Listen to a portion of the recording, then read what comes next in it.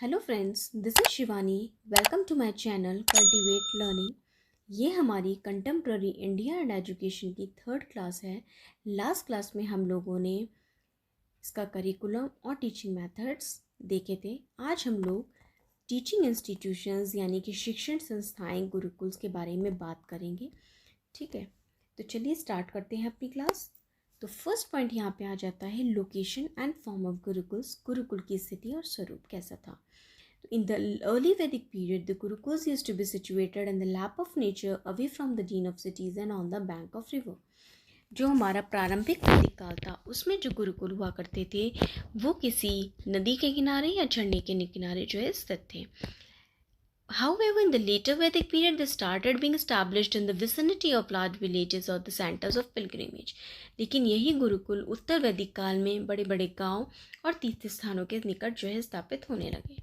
ठीक है, अन्य वैदिक काल में अनेक प्रकार के गुरुकुलों के बारे में बात करी गई है, जैसे the gurukuls which imparted higher knowledge in language and literature only were called told. यानी कि जिन गुरुकुलों में केवल भाषा और साहित्य की उच्च शिक्षा दी जाती थी उन्हें टोल कहते थे। The gurukuls which imparted special knowledge pertaining to language literature religion philosophy and ethics were called Ghatika. जिनमें भाषा साहित्य धर्म दर्शन और नीति शास्त्र का विशेष ज्ञान कराया जाता था उन्हें घटिका कहते थे। Those in which a specific part of the Vedas were taught were called चरण। जिनमें किसी वेद के किसी अंग विशेष का ज्ञान कराया जाता था उन्हें चरण कहते थे। ठीक है, and the verse in which all the four scriptures philosophy Purana grammar and politics were taught were called Chatushpathi. जिनमें चारों शास्त्रों दर्शन पुराण व्याकरण और राजनियम और चारों शास्त्रों का शिक्षा दी जाती थी उन्हें चतुष्पति बोलते थे। ठीक है, नेक्स्ट यहाँ पे आ जाता है admission and upanayana sanskar of students in the gurukul. गुरुकुलों में छात्रों का प्रवेश और उपनयन संस्कार। लास्ट क्लास में हम लोगों ने बात करी थी, जब हम लोगों ने देखा था कि जब बच्चा गुरुकुलों में प्रवेश लेता है, एडमिशन लेता है, हायर एजुकेशन के लिए वो गुरुकुल में जाता है तो उसका एक संस्कार होता है उपनयन संस्कार।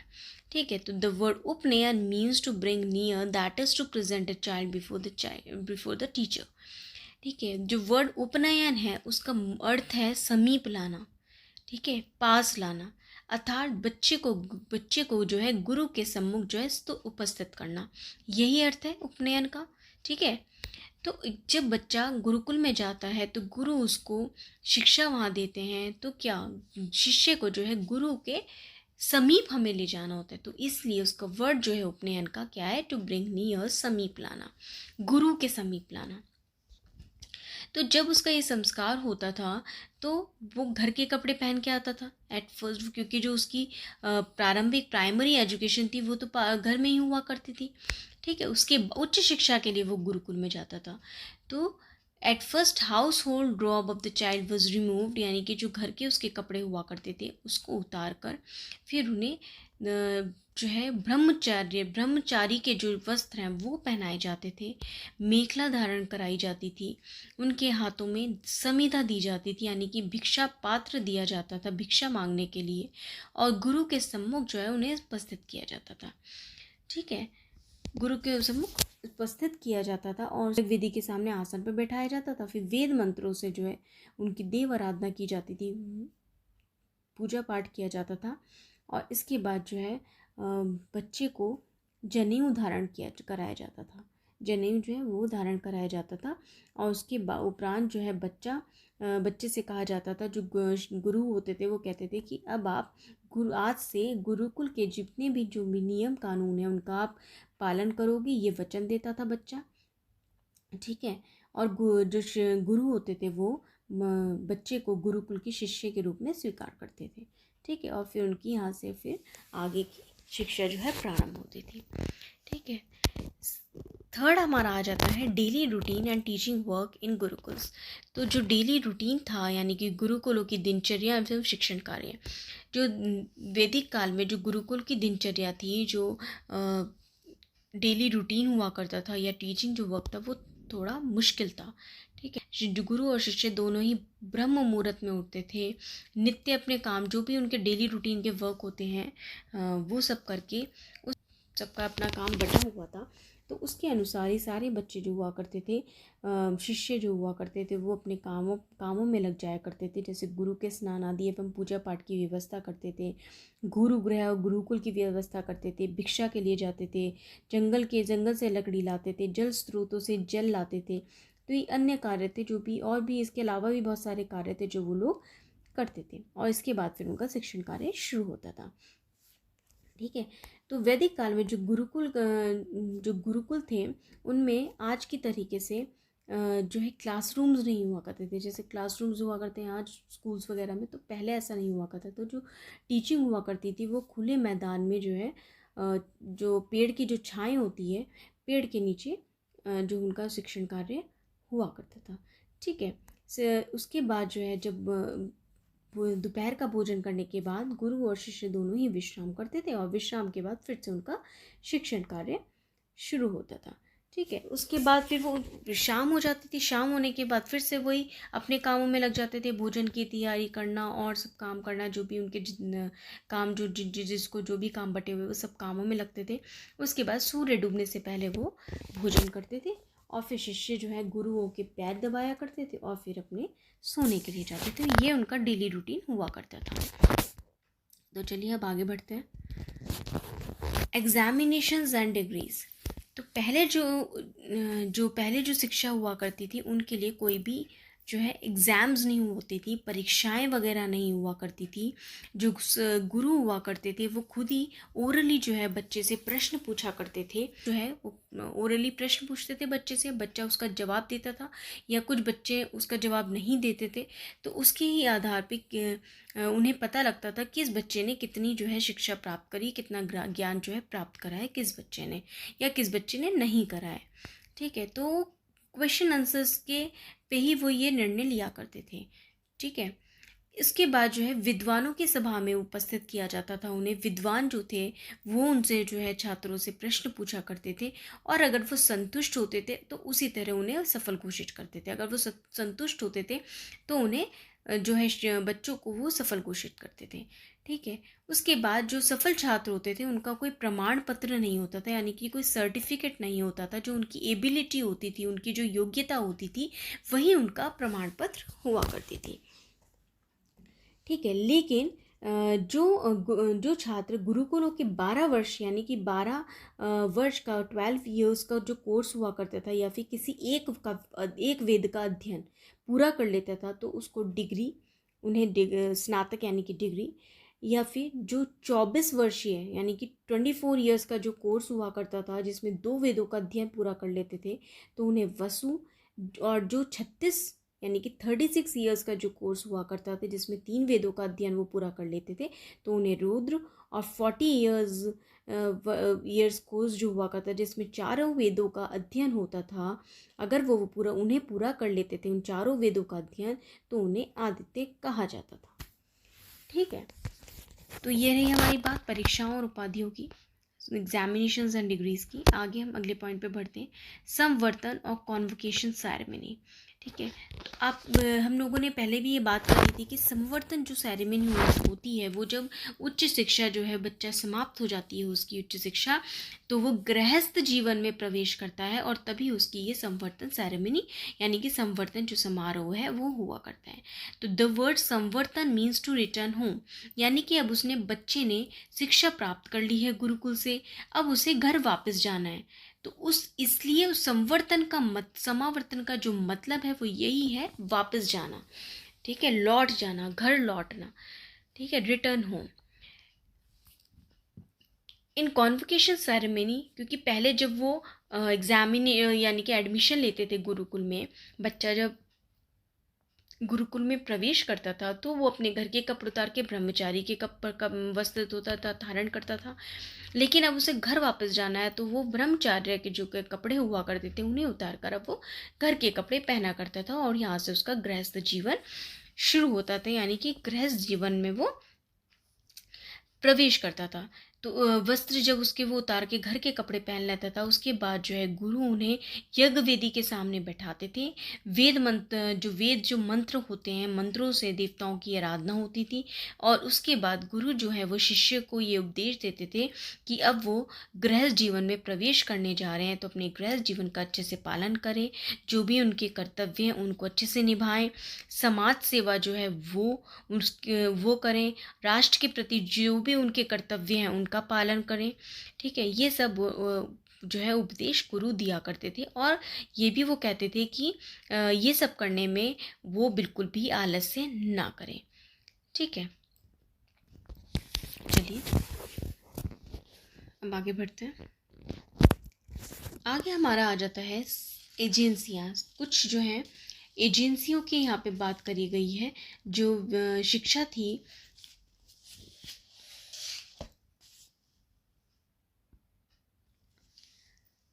अन्य एजेंसी यानी कि अन्य जो अभिकरण हुआ करते थे वैदिक काल में, उच्च शिक्षा की व्यवस्था गुरुकुल के अतिरिक्त कुछ अन्य अभिकरण द्वारा भी हुई। यानी कि जो गुरुकुल थे उनके अतिरिक्त भी कुछ चीज़ें थी, कुछ अभिकरण थे, कुछ एजेंसियां थी जिनके द्वारा की गई।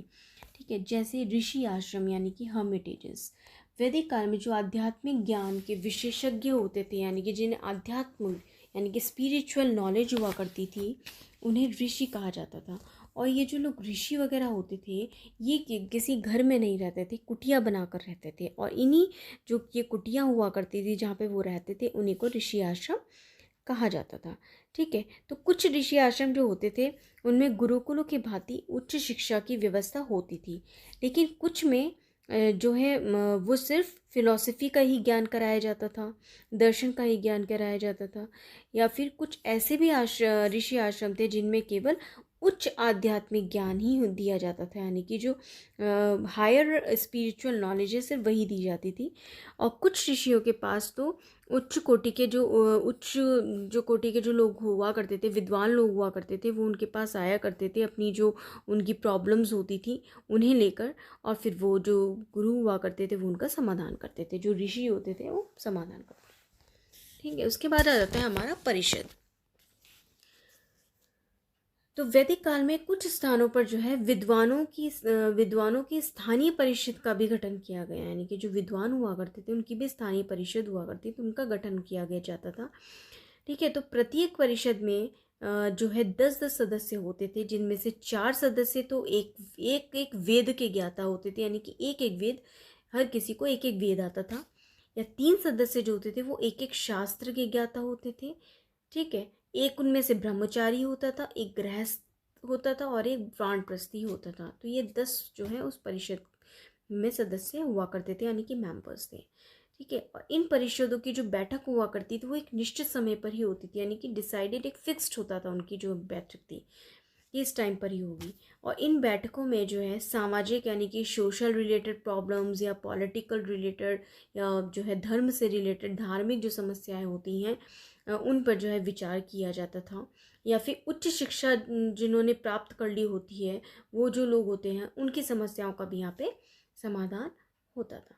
ठीक है, तो ये तो बात थी परिषद की। आगे बढ़ते हैं सम्मेलन यानी कि कॉन्फ्रेंसेस द्वारा जो है वो एक विद्वानों के सम्मेलन बुलाया करते थे। जो राजा लोग हुआ करते थे वो देश के जितने भी विद्वान लोग होते थे उनकी जो एक सम्मेलन जो था, एक कॉन्फ्रेंस जो थी वो बुलाया करते थे। और इन सम्मेलनों में जो है धार्मिक विषयों पर यानी कि जो रिलीजन रिलेटेड जो बातें हुआ करती थी इन पर जो है बात की जाती थी। ठीक है, इनकी प्रॉब्लम्स का समाधान यहाँ होता था, शंका का समाधान होता था। ठीक है, और उच्च शिक्षा के जो केंद्र हुआ करते थे गुरुकुलों के जो गुरु और शिष्य इन सम्मेलनों में उपस्थित होते थे। ठीक है, जो गुरु होते थे और जो शिष्य होते थे वो जो मतलब उच्च शिक्षा के जो उच्च शिक्षा के केंद्र जो गुरुकुल हुआ करते थे उनके जो गुरु और शिष्य होते थे वो इन सम्मेलनों में उपस्थित होते थे। और इन सम्मेलनों में उनका फिर ज्ञानवर्धन होता था, यानी कि उनकी जो नॉलेज है उनमें उन्हें बढ़ाया जाता था, उनकी नॉलेज को। ठीक है, उसके बाद आ जाता है हमारा परिव्राजाचार्य यानी कि मोबाइल टीचर्स।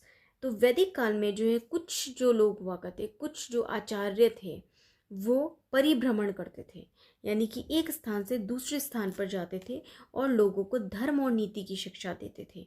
ठीक है, इन्हें मोबाइल टीचर्स भी कहते थे, क्योंकि ये एक स्थान से, मोबाइल टीचर्स मतलब एक स्थान से दूसरे स्थान पर जाकर लोगों को शिक्षा देते थे। और इन्हें उच्च शिक्षा की एक चलती फिरती संस्थाएं भी बोला जाता था। ऐसा वो इसलिए करते थे कि जो है वो घर घर जाके, द्वार द्वार जाकर वो शिक्षा को पहुंचा सके। ठीक है, और लोगों को शिक्षित कर सके, और जो उच्च शिक्षा प्राप्त जो व्यक्ति हैं उनकी शंकाओं का समाधान कर सके। ठीक है, चलिए आगे बढ़ते हैं। आगे हमारा आ जाता है अदर एस्पेक्ट्स ऑफ वैदिक एजुकेशन, यानी कि शिक्षा के जो है कुछ अन्य पक्ष भी हैं, उन पर भी बात कर लेते हैं।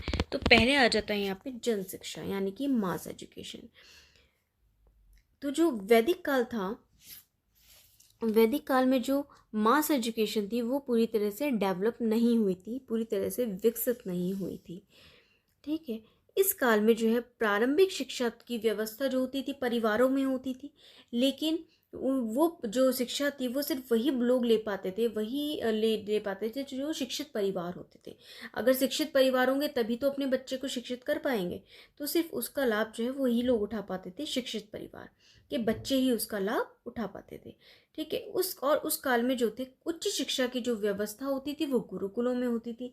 अब गुरुकुल जो थे वो कुछ विशेष स्थानों पर ही होते थे, तो वहाँ पर हर लोग तो प्रवेश नहीं ले पाता था, हर बच्चा वहाँ जा नहीं पाता था, तो उसका लाभ भी इस वजह से कुछ ही बच्चे उठा पाते थे। प्रारंभिक वैदिक काल में जो है चारों वर्णों के बच्चों को अपनी अपनी योग्यता अनुसार जो है शिक्षा प्राप्त करने का अधिकार था। ठीक है, यानी कि जो चारों वर्णों के जो लोग थे उन्हें पूरी तरह से अपनी योग्यता, जो भी उनमें एबिलिटी थी उसके अनुसार जो है वो शिक्षा प्राप्त कर सकते थे। लेकिन उत्तर वैदिक काल में यही शिक्षा को जो है वर्णों में बांट दिया गया। वर्ण अनुसार जो है कर्म है, उस कर्म की शिक्षा जो है वहाँ पे दी जाती थी। ठीक है, और जो शूद्र हुआ करते थे उन्हें उच्च शिक्षा के अधिकार से वंचित कर रखा था। आगे आ जाते हैं स्त्री एजुकेशन, यानी कि वुमेन एजुकेशन, स्त्री शिक्षा। जो प्रारंभिक वैदिक काल था उसमें स्त्रियां जो थी वो किसी भी प्रकार की शिक्षा प्राप्त करने का समान अधिकार उन्हें प्राप्त था। लेकिन उत्तर वैदिक काल में वही जो शिक्षा थी वो वर्णानुसार बांट दी गई। शिक्षा को जो है वर्णानुसार शिक्षा दी जाती थी। अब शूद्र जो वर्ण की स्त्रियां थी उन्हें जो है शिक्षा के अधिकार से वंचित कर दिया था। ठीक है, और एक ये भी चीज़ थी कि वैदिक काल में जो है जो बालिकाएं हुआ करती थी उनका विवाह 12 वर्ष जो है वो निश्चित कर दिया गया था कि 12 वर्ष में जो है बच्चे, ये जो बालिका थी उनका जो है विवाह कर दिया जाता था। ठीक है, और उनको वेदों का अध्ययन करना भी निषेध था, यानी कि वेदों का अध्ययन भी वो लोग नहीं कर सकती थी। तो स्त्री शिक्षा के संबंध में जो है वो स्थिति जो है उस टाइम पर सही नहीं थी, हाँ, उनके फेवर में नहीं थी। जो है एजुकेशन जो है शिक्षा जो है वो जो है वुमेन के जो है स्त्रियों के फेवर में नहीं थी। तो सामान्य जो परिवार हुआ करते थे, नॉर्मल जो फैमिलीज़ होती थी, सामान्य जो परिवार होते थे उनकी बच्चियां जो है उच्च शिक्षा जो है प्राप्त ही नहीं कर पाती थी। केवल जो गुरु हुआ करते थे या फिर राजघरानों की जो कन्याएं हुआ करती थी, या और जो अमीर तबके के लोग होते थे उनकी जो पुत्रियां हुआ करती थी, सिर्फ वही जो है गुरुकुल में प्रवेश ले पाती थी और वही सिर्फ जो है शिक्षा का लाभ उठा पाती थी। बाकी जो नॉर्मल जो सामान्य परिवार थे उनकी बच्चियां जो थी उच्च शिक्षा का प्राप्त नहीं कर पाती थी। नेक्स्ट आ जाता है हमारा वोकेशनल एजुकेशन, यानी कि व्यावसायिक शिक्षा। तो व्यावसायिक शिक्षा, कुछ विद्वान ये कहते हैं कि जो वैदिक काल था उसमें जो है सिर्फ भाषा का, साहित्य का या धर्म, दर्शन, नीति शास्त्र, सिर्फ जो ये सब्जेक्ट जो नॉलेज थी ये सिर्फ इन्हीं का ज्ञान कराया जाता था। लेकिन ऐसा कहना बिल्कुल ठीक नहीं था, ये बिल्कुल गलत बात थी। वैदिक काल में शिष्यों को जो है वो वोकेशनल ट्रेनिंग भी दी जाती थी, यानी कि व्यावसायिक शिक्षा भी दी जाती थी, जिससे कि जब वो गृहस्थ आश्रम में प्रवेश करे तो अपने जीवन को अच्छे से यापन कर पाए, तो उनको जो है व्यवसाय की शिक्षा भी दी जाती थी। लेकिन ये मैंने आपको बताया कि उत्तर वैदिक काल में यही शिक्षा जो है वर्णों में बट गई। जैसे ब्राह्मणों को जो होता है पठन पाठन अध्यापन और कर्मकांड एवं अज्ञादी यानी कि पुरोहित कार्य जो होते थे उनकी शिक्षा दी जाती थी। क्षत्रियों को राजनीतिक और रण कौशल की, और वैश्यों को जो है कृषि, पशुपालन, हीरे जवाहरातों की पहचान एवं और जो मूल्य अनुमान, सूत ज्ञान, मसालों के ज्ञान, ये जो क्रय विक्रय की शिक्षा जो है वो दी जाती थी किसको? वैश्यों को। ठीक है। और जो शूद्र हुआ करते उनको सेवा कार्य जो था वो जो है करने वालों को जो है शूद्र कहा जाता था, जो सेवा कार्य करते थे। ठीक है। और ये जीविकोपार्जन के लिए सेवा कार्य के साथ साथ जो मतलब अपनी जो जीवन यापन अच्छे से कर पाए, इसलिए सेवा कार्य के साथ साथ वो लोग कताई, बुनाई, रंगाई, वास्तुकला, चित्रकला और ये जो है कार्य भी करने लगे। ठीक है। तो ये हमारी बात थी वोकेशनल एजुकेशन की। आगे चलते हैं रिलीजियस एंड मोरल एजुकेशन पे, यानी कि धार्मिक एवं नैतिक जो शिक्षा थी वो। तो वैदिक काल में जो है हमारी सबसे ज़्यादा जोर जो है वो धार्मिक और नैतिक शिक्षा पर ही दिया गया था। ठीक है। जो मतलब ये शिक्षा जो थी धार्मिक और नैतिक शिक्षा यानी कि रिलीजियस एंड मोरल एजुकेशन जो थी वो सभी गुरुकुलों में अनिवार्य रूप से दी जाती थी। उस काल में इसी धर्म के आधार पर जो है नीति शास्त्र का विकास हुआ था, डेवलप हुई थी। जो एथिक्स जो सब था वो डेवलप हुआ था, यहाँ पर नीति शास्त्र का विकास हुआ था। धर्म के साथ साथ इसी नीति शास्त्र की शिक्षा दी जाती थी, यानी कि धर्म की शिक्षा भी दी जाती थी, नीति शास्त्र की शिक्षा भी दी जाती थी। और उस काल में शिष्यों को उचित आहार विहार, उचित आचार विचार की शिक्षा भी दी जाती थी, और उनके जो है चरित्र यानी कि कैरेक्टर डेवलपमेंट भी किया जाता था उनका, यानी कि चरित्र का निर्माण भी किया जाता था। और उस काल में संपूर्ण शिक्षा जो है वो संस्कार प्रधान थी, यानी कि संस्कारों पे सबसे ज़्यादा वहाँ पे जोर दिया गया था। ठीक है। और छात्रों को नित्य संध्या वंदन एवं यज्ञ करते थे। जो बच्चे हुआ करते थे, छात्र जो होते थे वो रोज़ क्या करते थे? संध्या वंदन करते थे, यज्ञ करते थे, वेद मंत्रों का उच्चारण करते थे, और गुरुकुल के वातावरण को जो है आध्यात्म प्रधान उनका जो है वो बनाया करते थे, उनका वहाँ का जो वातावरण था। ठीक है। तो ये थी आज की हमारी क्लास। तो आपको अगर मेरी क्लास अच्छी लगी हो तो लाइक, शेयर और सब्सक्राइब करना बिल्कुल मत भूलिएगा। Thank you guys, bye bye.